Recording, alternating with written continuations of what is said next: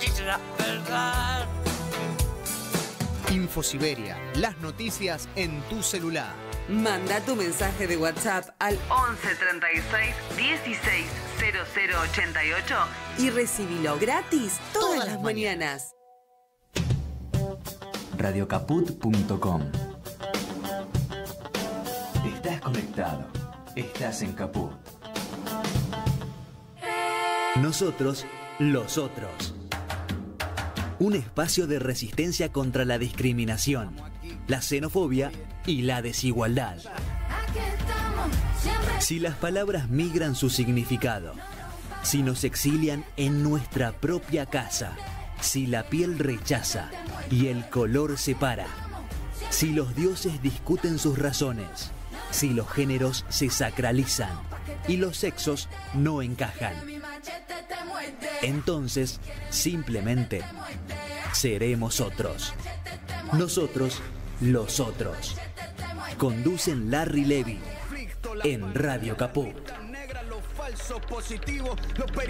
Los que saben dicen que la verdad no existe, que es una construcción. Y esa construcción contiene hechos y contextos del pasado a los que se suman los acontecimientos contemporáneos y las percepciones que se tienen de lo que sucede en el presente. Eso sería la verdad entre comillas y nos permitiría pensar el futuro como la acumulación entre lo recibido del pasado y las vivencias del presente. Las emociones de la coyuntura, las buenas y las malas, nunca son terminantes. Por eso la cautela y el pensamiento estratégico suelen ser los mejores asesores en la construcción política. Pero para la acción política, que no es lo mismo, escuchar las necesidades de las bases es vital a la hora de reunir fuerzas que ayuden a conquistar el poder. Sin embargo, la sordera de nuestra dirigencia impide seducir y reunir la masa crítica que nos permita la extensión en el tiempo de las conquistas logradas.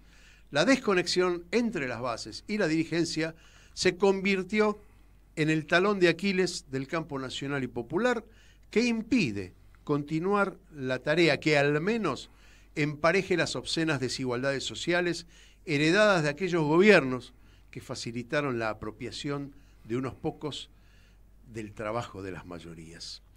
Las últimas marchas en contra del gobierno de Milei, sobre todo la de ayer, convierten el humor social en el motor de la resistencia y el cambio.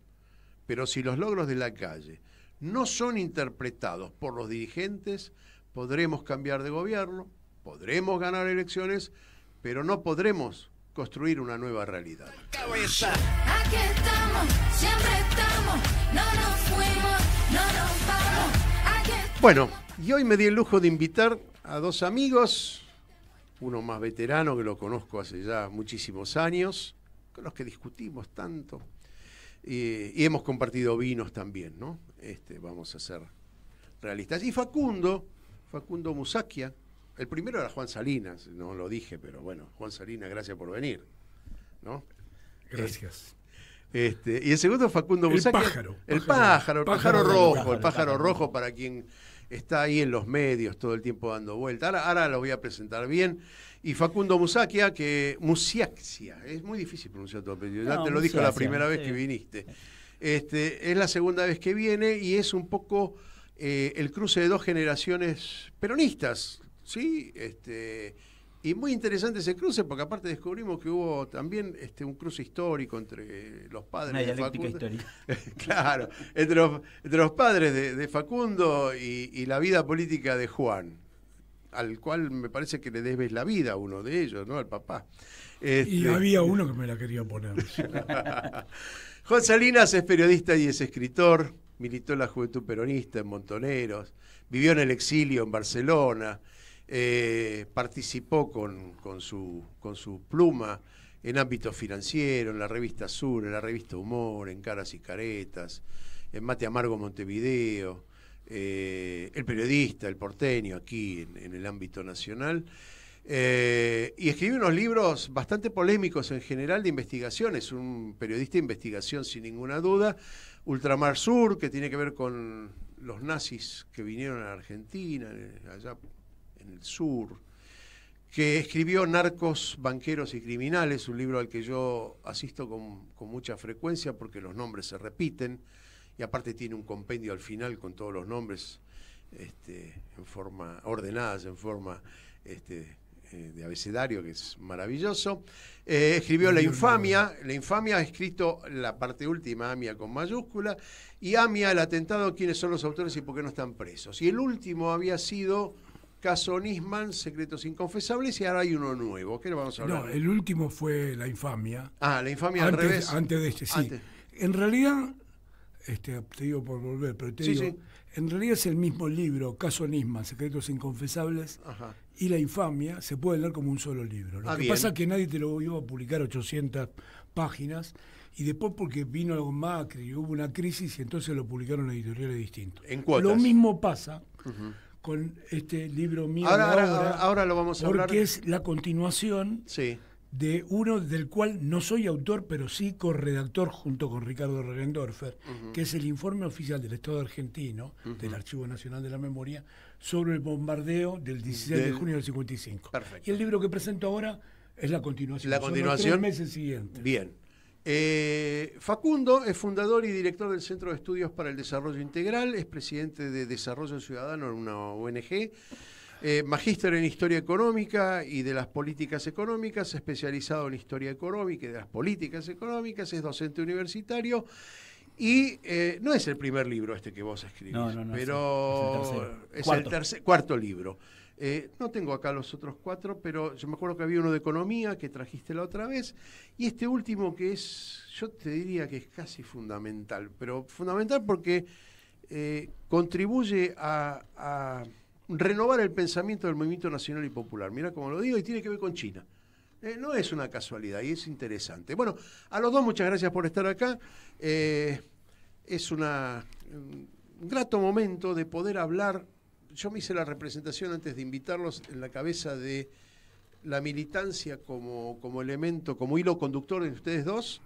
Uno de los 70, Juan, que es de alguna manera de mi generación, y Facundo, de una nueva generación con una mirada, digamos, inquieta sobre la realidad y que de alguna manera desmiente este desinterés de los jóvenes por la política, lo cual es un gran verso de la derecha como para desmovilizarnos una vez más, fragmentarnos y de alguna manera desarmar el movimiento nacional y popular. Juan, sucintamente, te gusta hablar y a mí me encanta escucharte muchas veces y discutirte, pero estamos en radio y los tiempos son acotados. ¿Cómo ves el momento actual? ¿Qué es lo que tenés, digamos, como sentimiento, como percepción de lo que estamos viviendo hoy? Bueno, estamos un poco aliviados porque llegó la primavera y porque este monstruo, estuve sin gallo mucha parte del invierno, y porque este monstruo, digamos, se ha infligido varios tiros en el pie y entonces se ha revelado por fin la gente que está muy ofendida por este gobierno. Estamos en manos de un loco. Un tipo que tuitea hoy que el partido del Estado son cucas y anticucas, son todos iguales. Y él está al frente del Estado hace 2 años. Entonces el partido del Estado es él. Lo que pasa es que es cierto que lo viene destruyendo. Entonces, llegados a este punto, tenemos una cierta esperanza. Limitada. ¿Por qué limitada? Porque como están las cosas hoy, el próximo paso, después de Milei, va a ser puesto muy probablemente por el Círculo Rojo. O sea, no tenemos la fuerza como para imponer nosotros las condiciones. Probablemente el Círculo Rojo tampoco tenga una receta, o sea que va a tener algo que va a ser transitorio y va a ser muy enquilombado. Pero bueno, es mejor que la parálisis en la cual estábamos hace tiempo. De todas maneras, para cerrar, el combate será el corazón de los hombres y las mujeres, ¿no? Es un combate dentro del corazón, porque la política de que seamos individuos insolidarios ha tenido mucho éxito. Del individualismo, ha tenido mucho éxito. Entonces, eso hay que revertirlo. Y eso se revierte en casi todas las personas. Existe el bien y el mal, digamos, ¿no? La solidaridad con los demás y el egoísmo más atroz. Y bueno, eso es lo que tenemos que pelear ahora, y no va a ser una pelea de 2 días esa. Facundo, tu mirada, tipo de una generación o 2 después que la nuestra, ¿no? Sí, yo creo 2 cuestiones. Una es que hay un nuevo amanecer. Y esto tiene que ver con respecto a que es verdad que la subjetividad neoliberal está en nuestros dirigentes, porque también hay que decirlo, y está en gran parte de la gente que hace política, concretamente. Pero creo que también hay culturas de organización que lo social ordena lo político. Lo social va a ordenar lo político, o sea, por cuestiones básicas. Primero porque lo político está en una dimensión diferente que lo social últimamente, tanto en el campo nacional y popular como los adversarios están en otra dimensión, en otras discusiones, y cuando se empieza a discutir, ejemplo, discapacidad, jubilaciones, salud, lo social lo ordena. Y lo que estamos viendo es un ordenamiento en ese sentido. Y eso tiene que ver con algún tipo de organización libre del pueblo por fuera de las estructuras partidarias. Después que estructuras partidarias o dirigentes partidarios se monten en eso es otra cuestión. Entonces, eso de que los jóvenes están desmovilizados, no, los jóvenes están desconcentrados, que es diferente. A ver, esa diferencia es sea, interesante, ¿no? porque, como dialécticamente, por lo menos, ¿no? Porque la vida, en cierto punto, uno construye una vida y vive una vida y no la vive entre algodones.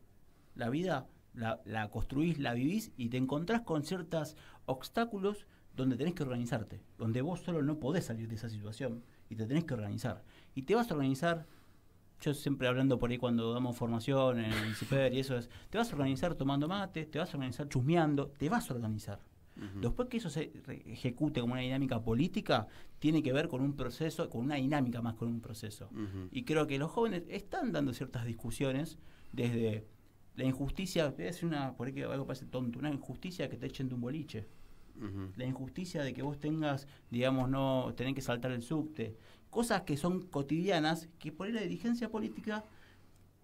Bueno, se convirtió en el símbolo, ¿no? También lo de saltar el molinete en el subte en Chile fue el símbolo del... No está muy bien esa situación en algunas cuestiones. Y también es una situación que creo que es una dinámica y un proceso de que el peronismo, como lo llamamos, está en una etapa de trasvasamiento, pero no va a ser limpio, no va a ser directo. No va a ser suave. No va a ser suave. Y bueno... es muy compleja la discusión con una generación que fundó una Argentina democrática. Bueno, y ahí es donde yo te pregunto, Juan, ¿en qué falló nuestra generación, ¿no? En esta dinámica política de la Argentina? Que no es la generación del 83, es otra generación. Falló que fuimos derrotados. No hay nada peor que la derrota. La derrota trae todo tipo de enfermedades y de pestes que es muy difícil de conjurar y que cuestan mucho trabajo y mucho esfuerzo. Con el diario del lunes todos podemos darnos cuenta de muchas cosas. Yo, cuando viene Perón, tenía 20 años. Yo nunca negué mi pertenencia breve a Montoneros, pues yo en realidad estuve en otras organizaciones antes. Y en Montoneros estuve en la época democrática, o sea, no tiré un tiro, más allá de la práctica, ¿no? Sí. Porque me tocó la época electoral y luego me tocó la colimba en el 74, en marzo del 74. O sea que... pero me hago cargo de la como generación, cometimos muchos errores. Básicamente quedamos enganchados con el tema de la violencia. O sea, cuando aparece la AAA y nos empieza a matar gente, compañeros, nosotros entramos en ese típico de varones, también las chicas participan de eso, pero varones que a la salida de un boliche le matan a alguien, ¿viste? Entonces todo el mundo la quiere devolver, ¿viste? No quiere arrugar, no quiere pasar por cobarde, y eso nos quitó interpretación fina de la política. Te voy a dar algunos ejemplos porque son graciosos, ¿no? El momento de auge de la guerrilla se da con Levingston. Levingston es un general puesto por Lanusse, que venía de Estados Unidos, para nosotros era el imperialismo. Es que duró 9 meses, sí, un parto fue. Su ministro de Economía era Aldo Ferrer. Sí. Después viene Lanusse. Lanús era un oligarca, pero tenía un sentido nacional. Era amigo de Gelbar, puso a Luar. Quería competir con Perón. Era un tipo que había pasado de quererlo matar a Perón a imitarlo y a competir. Hoy, si lo vemos a Lanús frente al monicajo que tenemos de presidente, es Charles de Gaulle. ¿Entendés? Entonces, eso venimos... Yo no soy partidario, como hacen algunos intelectuales ahora, de reivindicar a Carlos Menem, ¿viste? Pero yo creo que Menem entregó todo. Hay motivos para explicar por qué entregó todo, la época, se entienden las cosas, pero no lo podés reivindicar eso, porque es todo lo contrario de lo que sería era. No entender el contexto. Básicamente es eso, no interpretar el contexto. Pero cuando Milei se presentó, ahora vemos que Milei no tenía nada, era él, su hermana repostera y nadie más, y el entorno, o sea, lo puso Macri, que había salido el tercero. Y un aparato propagandístico que apoyó su estrellato, ¿no? Urnequian, Elstein, lo bancaron muy fuerte. Sí.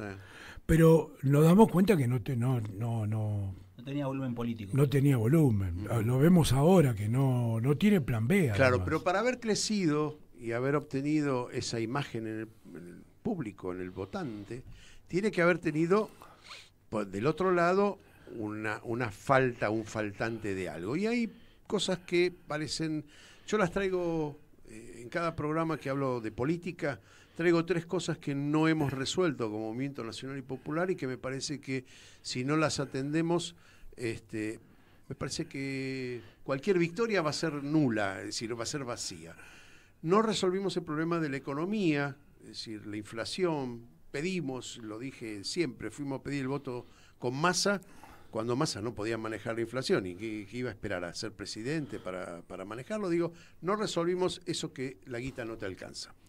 No resolvimos el problema de la corrupción, porque, y vuelvo a decir algo que lo digo en cada programa, una cosa es tener un gobierno corrupto como una estructura sistémica corrupta, y otra cosa es tener corruptos adentro, que bueno, uno tiene que saber sacárselos de encima, porque no es la filosofía que nosotros sostenemos. Y la otra es, era corrupción, inflación, y una tercera, como siempre me olvido de la tercera, ¿no? Igual, acudo en tu auxilio. Sí, a ver, está. La violencia, la inseguridad. Hay algo que no resolvemos. Pero la inseguridad tiene que ver, por supuesto que tiene que tener políticas específicas. Hay gente que se dedica a eso, compañeros, y gente seria. Pero la clave de todo, lo dijo Perón cuando hablaba de que no había delincuencia juvenil en el primer peronismo. No había delincuencia porque todo el mundo podía estudiar y todo el mundo podía trabajar. Uh-huh. Y entonces la delincuencia siempre es residual, siempre va a haber un buey corneta y siempre va a haber... A ver, te hago una pregunta, le hago los dos. ¿Tenemos que esperar a que la igualdad o la equiparación o digamos que o la ocupación plena y hasta tanto qué hacemos, ¿no? Pero hasta tanto, por ejemplo, lo de bajar la edad penal y tratar a los niños, tratar a los niños como si fueran adultos, todo eso es un delirio.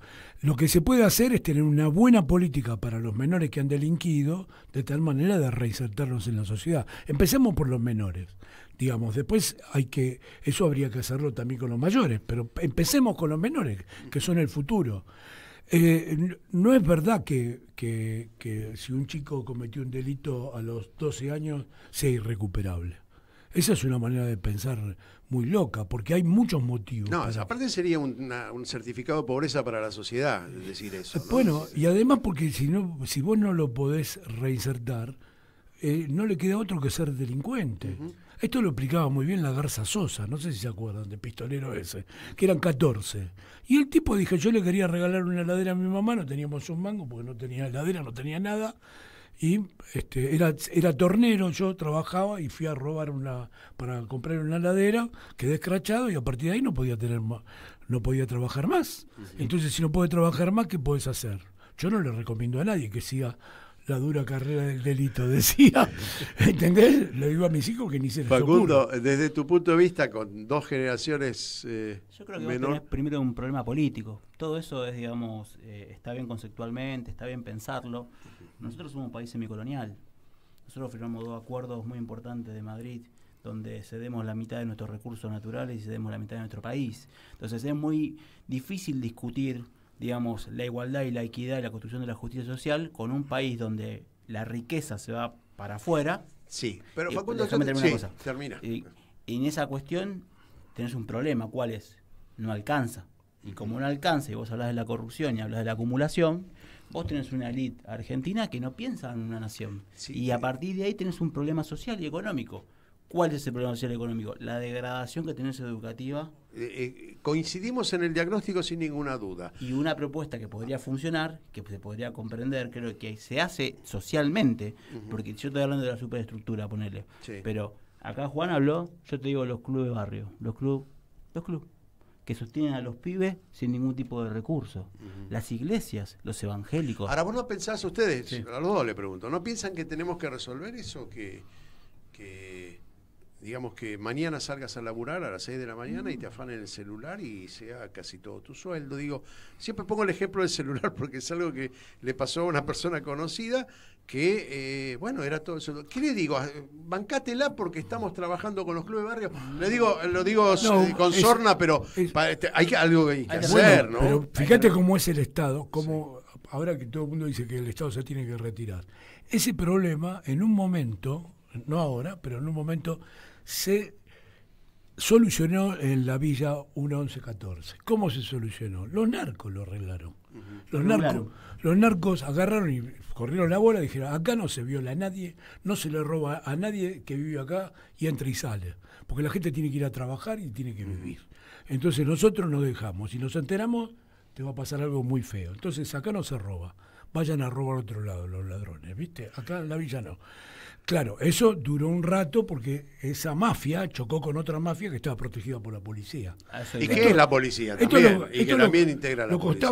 Lo contaba bien la que regula. La policía es la que regula. Cristian Alarcón cuando entraba ahí, cuando él estaba en la Villa. Claro, ahora... Entonces, bueno, el tema está que necesitamos más Estado. Por supuesto necesitas un Estado más eficiente, mejor y más respaldado en la comunidad.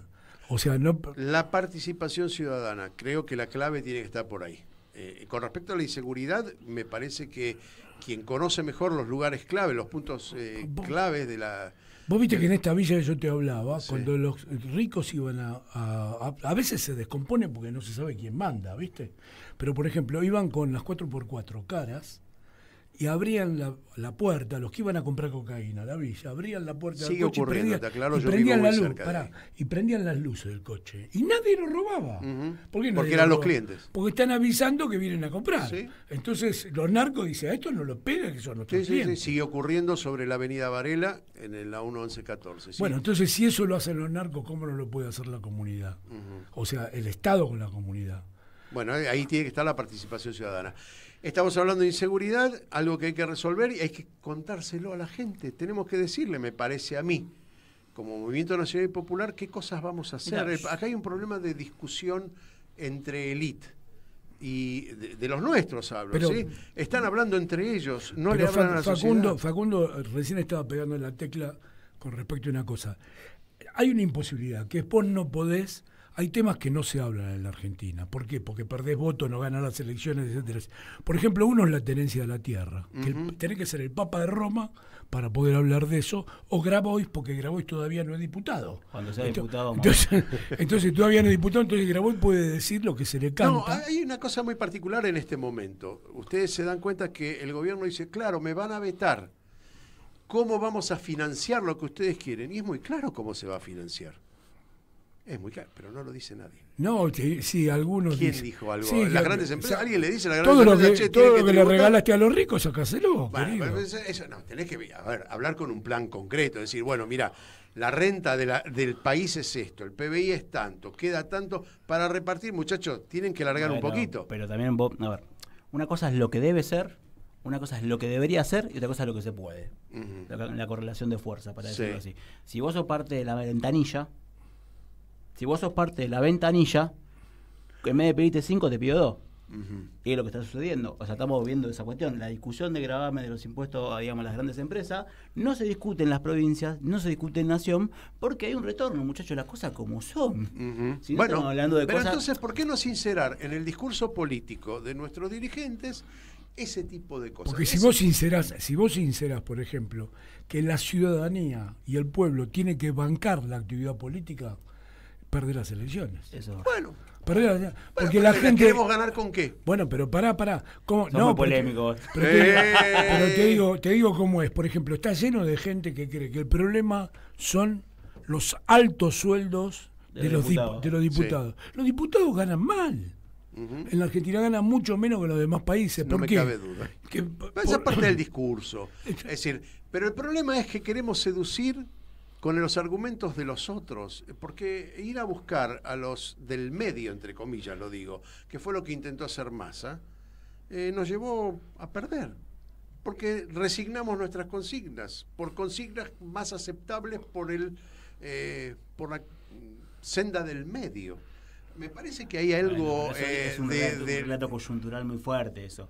La consigna del medio es para no atacar ciertos problemas de fondo que te está pidiendo la gente en cierto punto, pero tu interpretación es no, hay que ser más suave.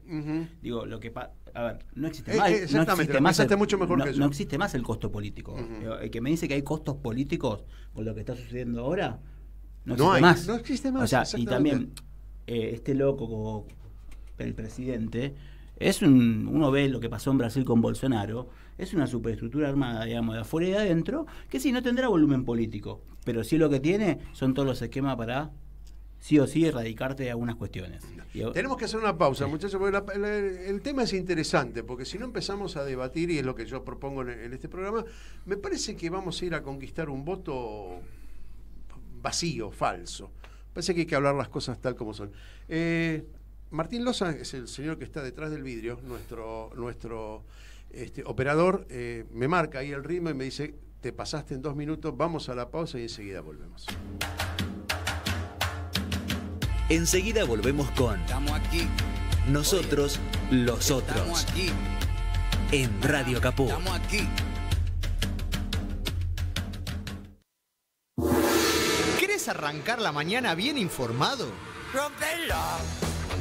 Infosiberia, las noticias en tu celular. Manda tu mensaje de WhatsApp al 11 36 16 0088 y recibilo gratis todas las mañanas. Sos la única que me haces feliz cuando nadie te dice la verdad.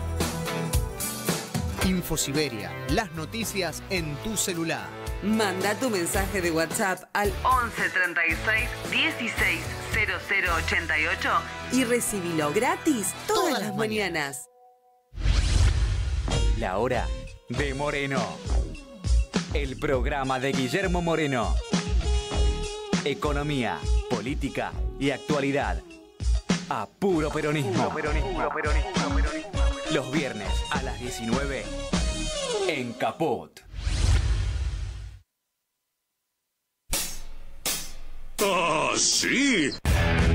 Si quieres ver un paraíso, solo mira a tu alrededor y velo.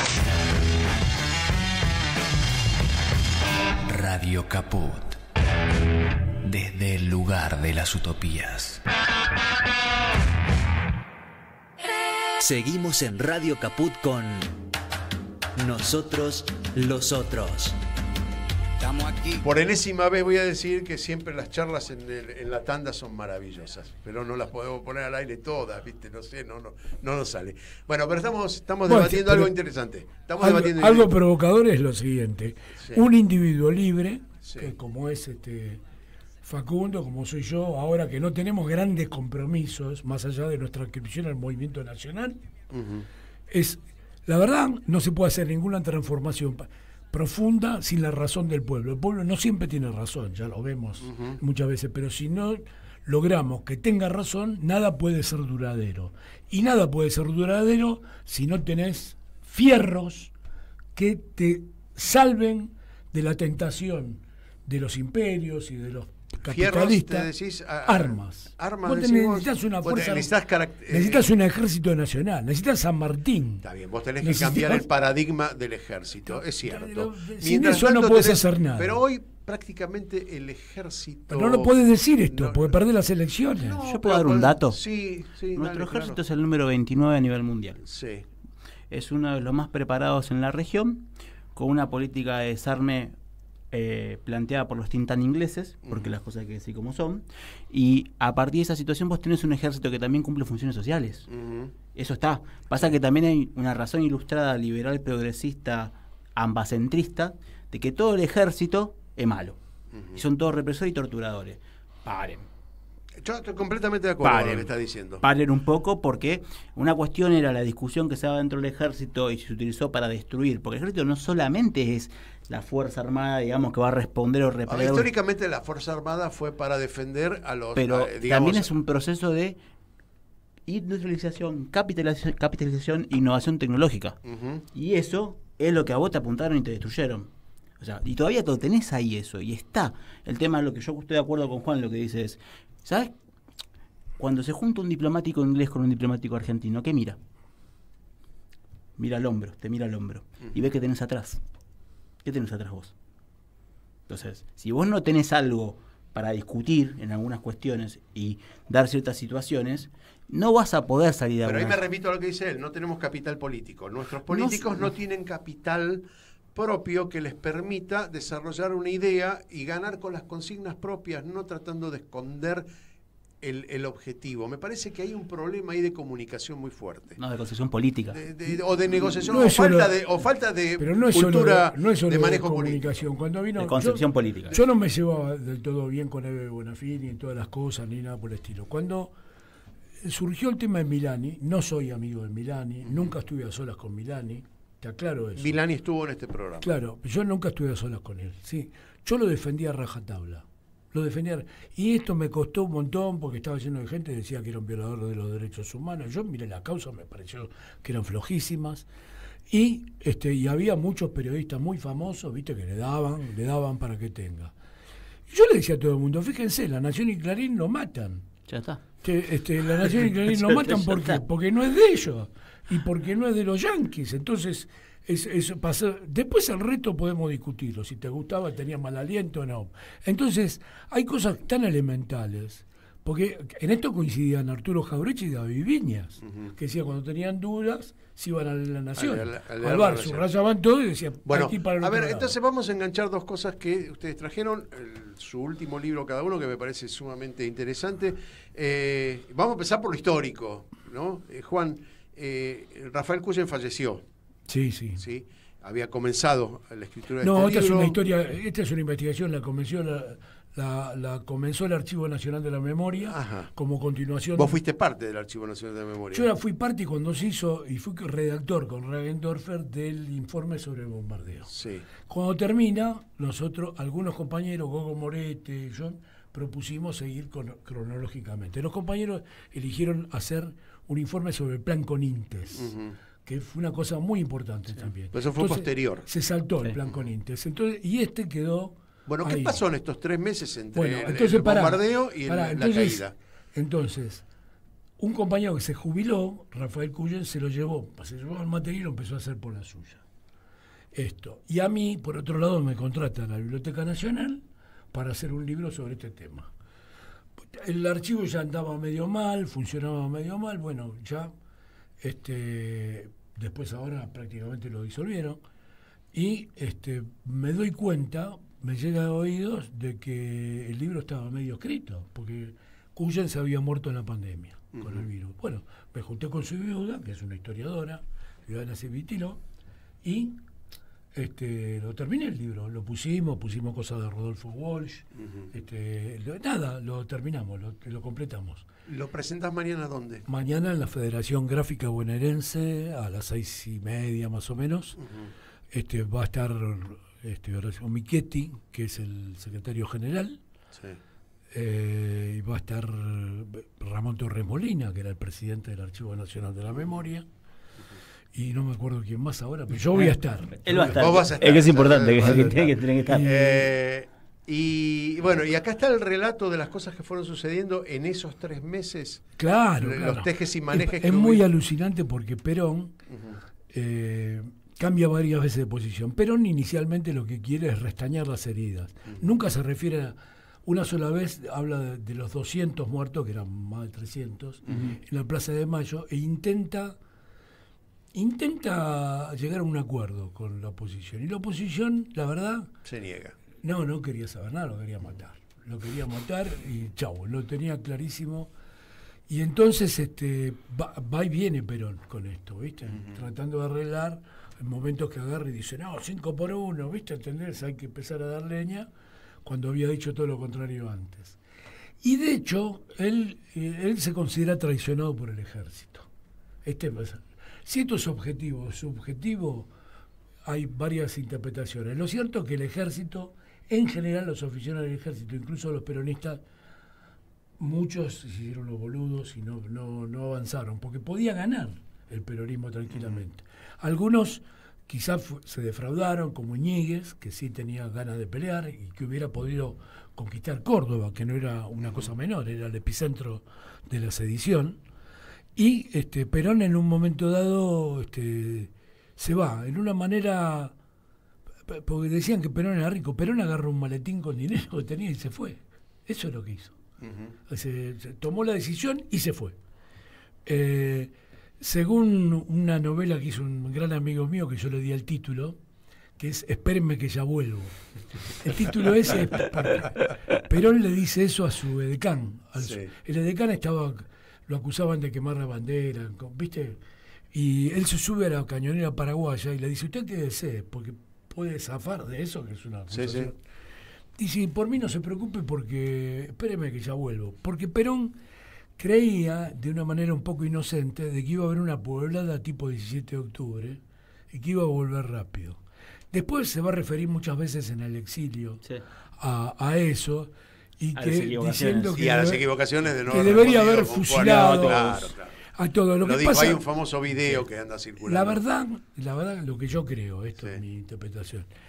Yo creo que Perón, a pesar de que dijo, me autocritico porque debería haber fusilado a todos, no estaba en su ánimo eso. No lo culpo demasiado. Vos pensás que San Martín, cuando va hacia Guayaquil, estaba desprotegido, le habían cortado los víveres desde Chile y desde Buenos Aires, ni hablar, eran enemigos. Entonces el ejército a San Martín se le había desperdigado. Y claro, se dedicaba un ejército suelto. ¿A qué se dedica? A robar... a las tropelías, a robar. Entonces San Martín le escribe una carta, creo que a Las Heras, y le dice, muy desanimado, que él, si recuperara el mando de la fuerza, o sea, Bolívar le dijera, usted se ocupa de esto, la mitad es de usted, lo primero que tenía que hacer era fusilar a los que eran sus oficiales con los cuales había combatido. Y dice que a él no le da el cuero como para andar fusilando a los que eran sus amigos, que se habían descarriado. Entonces yo creo que a Perón un poco le pasó eso y no pensaba pero pensemos en el contexto, que la barbarie gorila iba a ser. Pero igual hay que pensar en el contexto y los capitales que se ponían en juego ahí, porque si no nos ubicamos en tiempo y espacio. Bueno, por ejemplo, los yanquis no participaron. No, pero lo que querían los ingleses era que no se constituyese una burguesía nacional y bombardearon todo el tiempo. Pero esto lo voy a atar con algo que escribió, y acá está el libro, todo lo que hay bajo el cielo, la globalización con características chinas, pero Facundo me dijo antes de entrar al aire, presta atención en este término. Quiero que lo pronuncies vos, porque yo la verdad que... Tianjia. ¿Qué significa? Primero, dos cosas. Este libro me llevó 10 años. Ajá. O sea, este libro tiene que ver con la investigación que hice para mi maestría, pero también me interesaba ver cómo nosotros del Movimiento Nacional podíamos articular con un país y una cultura que es una de las que tiene menores interrupciones históricamente y que tiene una concepción también anticolonial, y tiene que ver mucho con el peronismo en cierto punto, y de hecho venía pensando un poco, y uno de los países amigos de la China, digamos, del Gran Mao, para decirlo así, es el peronismo. Claro. De hecho, en el tercer gobierno le invita a la exposición acuerda con ellos cooperación con salud, cuestiones que están olvidadas en un punto. El carteo de Perón y Mau también, el viaje. No están olvidadas, están a propósito. Yo digo olvidadas, están escondidas. Pero lo que voy es, acá lo que más me interesa es entender que los muchachos son una cultura milenaria que tienen forma de ver las cosas y que ya están acá. O sea, nosotros tenemos supermercado chino acá, ¿no? Entonces vos hablás con los muchachos y ya están acá. Entonces te vas a tener que vincular y relacionar, pero ¿de qué forma? ¿Desde el interés nacional? ¿Desde una equidad o una igualdad? ¿O desde quién se enamora de China y quién no se enamora de China? Porque también hay que decir una cosa que es real. La carencia de guita en la estructura política argentina generalmente hace que te enamores cada tanto de algún financista. Sí, de algún benefactor, entre comillas, digamos. Benefactor y financista, entre comillas. Entonces, en esa situación tenés un tema, porque concretamente ellos tienen un objetivo y que es muy similar a lo que tenía el peronismo en algunas cuestiones. Van por el 14 plan quinquenal. Nosotros 1,5. 1,5 hicimos nosotros y el plan trenal. ¿Qué quiero decir? Los tipos tienen claro que no importa, nosotros le ponemos el mote occidental, vos sos comunista, vos no sos democrático, vos no tenés derechos humanos, pero vos lees el artículo 1 de la Constitución china y te habla de la dictadura democrática del proletariado. Y a vos te agarran una cortocircuito en la cabeza, porque es un tema nuestro en ese sentido. Sí, bueno, es una imposición de Occidente la forma de mirar. Y también el reloj, es algo que yo siempre cito y no me canso de decirlo.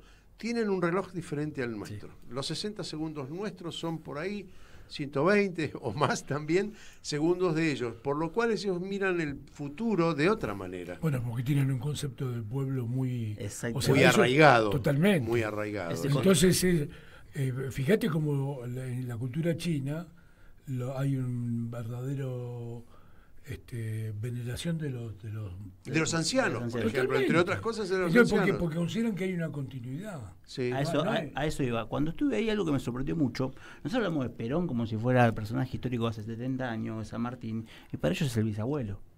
Hay una continuidad histórica, como dice Juan, muy importante, que tiene que ver que también tienen algunos conceptos claros para sus objetivos. O sea, el taoísmo y el budismo, el taoísmo es respetar las dinámicas, el budismo y el taoísmo es bancar la frustración también en cierto punto, el confucianismo, respeto, digamos, a los antepasados y la cuestión meritocrática y si querés de tradición, y el comunismo como ordenamiento de proyecto de Estado, pero no es un comunismo ruso o el comunismo de Polonia, es un esquema donde ordena en lo que la cultura china cree necesaria para su desarrollo. ¿Cuál es uno de los objetivos claros de China que todos hablan? Salir del atraso. Y son 1.400 millones de tipos. Sacaron 800 millones de la pobreza. Y con índices y datos que pide el Banco Mundial. Entonces, ¿qué quiere decir? Si hay algo que demuestran los chinos es la necesidad imperiosa de una economía planificada, centralizada. Digamos, para la eso presencia del Estado. Para eso necesitas o un partido u otra manera, o un Estado fuerte. Un Estado fuerte. De otra manera. Sí. Eso está claro. Y luego pone en tela de juicio los valores supuestos de la democracia occidental. Si hoy vemos los diarios de hoy, en Estados Unidos no vamos a hablar de eso, pero hoy murió la libertad de prensa y de expresión. Murió asesinada. Muchachos, creo que la democracia está haciendo agua por todos lados. Le dicen democracia fallida ahora. Por eso está destruida la libertad de expresión, primera enmienda de la Constitución, liquidada por Trump. Bueno, liquidada. Entonces, cuando hablamos, quiero decir, cuando hablamos de democracia, tendríamos que ponerlo en tela de juicio. Yo no abogo porque la Argentina adopte, sería imposible, además de todas maneras, un sistema chino. Pero sí digo, aprendamos algo. Necesitamos un Estado fuerte y un Estado que planifique la economía y que esté por encima de los intereses particulares de las corporaciones. Mirá, ¿es el Estado o las corporaciones? Ahí hay una cuestión muy importante que tiene que ver cómo se coincide, digamos, un sistema y una dinámica. Ellos no hablan de teoría económica o procesal, hablan de dinámicas que pueden ser contradictorias a la vez para llegar a una síntesis en algunas cuestiones. El Estado es el que ordena, pero es un Estado eficiente. ¿Qué quiero decir esto? Nosotros hablamos de Estado fuerte y a veces nos olvidamos de la parte de la eficiencia. Y lo digo en términos Lo dijo Cristina, más allá de que de los pensamientos, me parece que entonces, en ese esquema, todo lo que son esferas estratégicas para el desarrollo de la población o el pueblo chino o el pueblo argentino tiene que estar regulado en cierto punto por el Estado y cierto punto en el poder de fuego del Estado, no un Estado que esté atado a ciertas cuestiones. Xi Jinping del 2012 hizo una campaña de anticorrupción. Bueno, ¿ves? Ahí están los mensajes esos. Que mandó a fusilar Bueno, yo digo no fusilar, es un eufemismo. Pero está bueno. No, está bueno. Bueno, pero él decía, ahí tenés los hombres son buenos, pero si se lo vigilas son mejores. Exactamente. Entonces, para que las cosas funcionen, vos necesitas por un lado mística y por otro lado algo que no hay en este momento en el movimiento nacional y popular es la mística, se perdió, entonces hay que recuperarla y se recupera con un mensaje honesto, honesto no, directo. Vos nunca, Larry, pensalo, nunca vas a lograr un Estado donde por más que le pagues bien a tus funcionarios, viste, que esté libre de tentaciones de que venga gente con la mosca loca y los quiera corromper. Bueno, entonces ¿me permiten una cosita? Vos lo que tenés que lograr ahí es una mística de pertenencia, porque si vos sos los chinos, ¿cuántos son? No, no solamente la mística. Ahora te voy a decir lo que me dijo acá Daniel Feinstein. Una cosita. Sí. Primero, algo que me sorprende es la visión y la fe en el futuro que tienen. Y esto tiene que ver que hace 2 generaciones de esos muchachos comían corteza de árbol. Primero. Segundo, el concepto de derechos humanos que tienen. La vivienda está asegurada, la ropa es barata. Y la salud. La salud está asegurada, pero no es todo estatal. También tiene que haber un esfuerzo tuyo, de la comunidad articulada. La participación es, cuando hablamos de democracia participativa, bueno, ahí tendrías... Y ahí en esa, también están vigilados y los muchachos y aprenden de sus errores porque hay varios quilombos en China, no es que todo es lineal, hay varios quilombos en ese sentido. Y a mí lo que más me llamó la atención, la concepción de derechos humanos que tienen, la discusión que le dan a la cultura occidental. Vos decís que es así, pero mirá cómo están ustedes. La desigualdad que manejan, lo que tienen. Nosotros intentamos, con todas nuestras carencias o lo que sea, es achicarla, que tengan un piso de dignidad. Entonces, eso para mí es algo muy importante. ¿Eso lo vas a contar cuando presentes el libro? ¿Dónde? ¿Cuándo? El libro tiene como una recorrida larga. La presentación oficial es el 7 de noviembre en la Biblioteca Nacional. Bien. Ahí vamos a invitar a... 7 de noviembre. Ahí vamos a invitar a varios compañeros que se dedican a esto. Y después estoy recorriendo a algunos sindicatos, a algunas universidades que me pidieron que lo presente y lo trabaje. Pero yo creo que lo que me llevo de este viaje particularmente es la fe en el futuro. Te iba a responder, te dije, Daniel Feinstein, al tema de la corrupción o de lo permeable que puede ser. Dice, al capitalismo no lo vamos a cambiar. Es inherente al capitalismo esta posibilidad que tiene, que la ejerce todo el tiempo, de coimear a tu... Lo que tenés que hacer es que tu fuerza esté cohesionada de tal manera que el que meta las manos en la lata lo expulse automáticamente, tenga ese señalamiento social que debemos tener. Nosotros no lo tuvimos y hay que tener en cuenta. Pero Larry, perdón, Sí, dale. Tiene que haber una causa. Si vos no tenés una causa por cual discutir, pelear y construir, y esa causa implica solamente que siempre está, lo más importante es lo coyuntural, terminamos una discusión de que lo más importante es los terrenos de Guernica o tal cosa. Bueno, no seducir resignando en un país tan parecido al nuestro como España, que tampoco es un modelo en casi nada. Para entrar en el empleo público vos tenés que dar oposiciones, o sea, tenés que dar el examen. Cuando entras en el empleo público sabés 2 cosas. Una, que nunca vas a ser rico. Y la segunda, que nunca te va a faltar nada. Te vas a ir de vacaciones, vas a tener asistencia médica gratuita. Bueno, la demonización del Estado es parte de la derecha, estamos en un problema. Los españoles a veces hacen broma, los que optan por esto del Estado hacen broma y dicen, quien vive fuera del paraguas del Estado vive en pecado.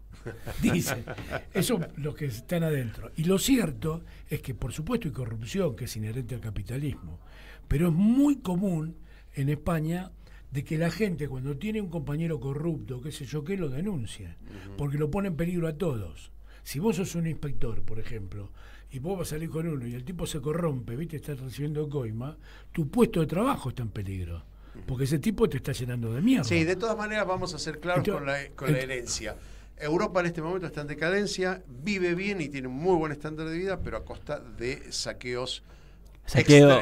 De ultramar, por llamarlo de alguna manera. Saqueo colonial. Saqueo colonial. Y son vasallos. Y bueno, entonces hay que tener en consideración, porque hay una cosa que nosotros denostamos, que es nuestra pertenencia americana, a América, ¿no? A la patria grande, como si fuésemos delincuentes o mucho menos que ellos, y en realidad los delincuentes son ellos, los que vinieron a saquear son ellos, los que nos dejaron los espejitos de color y se llevaron las riquezas son ellos. Entonces, la verdad que nosotros tenemos que tener un poquito más de dignidad y amor propio para... Voy a traer a Rodolfo Kusch. Sí, por supuesto. Que me parece que es un tipo que la genealogía de América Latina la tenía bastante clara.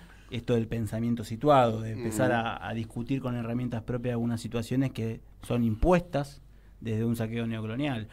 Y eso, a ver, se mueren a veces nuestra dirigencia política por estar en la Unión Europea. Vos lo ves que van contentos en la Unión Europea. Claro que sí. Pero cuando tenés que ir a hablar con China, no te animás. ¿Qué pasa?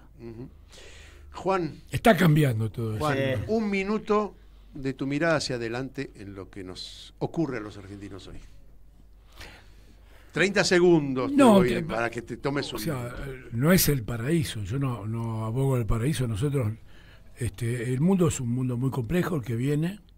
Yo creo que va a haber grandes tragedias en el futuro, porque todo esto no se hace, no hay parto sin dolor, y lo que está pasando, por ejemplo, en Gaza es tremendo, porque nunca los nazis no se jactaban de hacer lo que hacían, y además no había medio... Y transcurría en silencio, total. ¿sí? Hacia afuera. Esto, lo que está pasando es inédito. Lo tenemos en vivo y en directo. Y esto es un problema de toda la humanidad.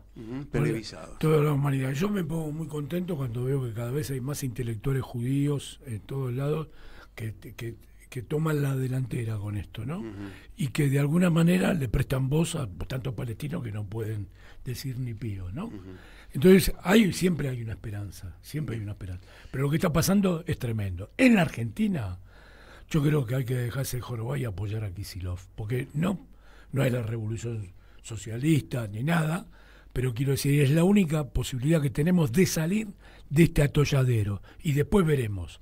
Yo creo que es fundamental estas elecciones que vienen, y luego de las elecciones discutir bien para dónde va el movimiento nacional. Porque y cómo. Si ganamos, no nos ocurra lo mismo que con Alberto, no porque diga yo que las condiciones de Axel sean las de Alberto, digo, es un tipo mucho más lúcido, pero puede ocurrir que en el intento de aglutinar gente también dejemos afuera las consignas.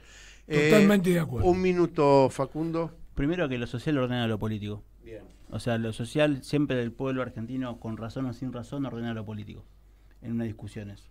Digamos, esto que sucedió ahora no fue de la noche a la mañana, sino fue una dinámica y un proceso. Segundo, el movimiento nacional claramente está en un proceso de trabajamiento. Kicillof lo representa, más allá de que no sea de raigambre del movimiento nacional, pero es parte del peronismo, no del movimiento nacional. Es parte del movimiento nacional y creo que tiene que ganar la elección, y demostró que lo social sigue ordenando lo político.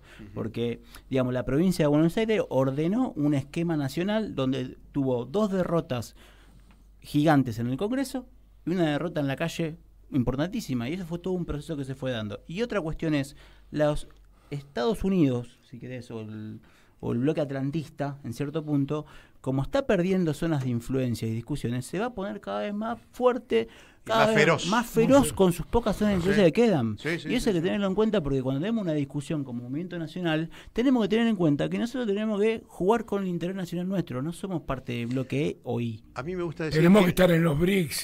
Tenemos que estar en los BRICS, pero tenemos que estar en la calle. Antes que nada, tenemos que estar en la calle. Creo que la consigna es, si ganamos la calle y la llenamos de contenido, tenemos cómo perpetuar las conquistas. ¿Sí? Y con Cristina no nos puede pasar lo que nos pasó con ninguna manera, con Milagro Sala. Exactamente de acuerdo. O sea, tanto Milagro Sala como Cristina tienen que ser puestas en libertad. Señores, llegamos al final. Juan Salinas, Facundo Musaxia, muchas gracias por haber estado aquí. Ojalá sirva esto para abrir el debate. No nos vamos sin anunciar el programa siguiente, que es el de Mauro Bello, ¿no? Es decir, que nadie nos escuche, así se llama, ¿sí? Que nadie nos escuche. Así que lo que tienen que hacer es exactamente lo contrario. Salen de acá, prenden el teléfono y buscan Radio Caput. Muchas gracias por haber estado aquí. Nos encontramos la semana que viene en Nosotros los Otros. Aquí estamos, siempre estamos.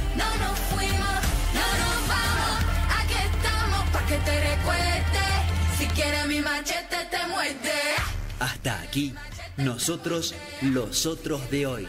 En la guerrilla, los hijos del conflicto, las pandillas, las listas negras, los falsos positivos, los periodistas asesinados, los desaparecidos, los narcogobiernos. En Caput había un viejo. pasan cosas. Dice así: yo no tengo un amor, una muchacha.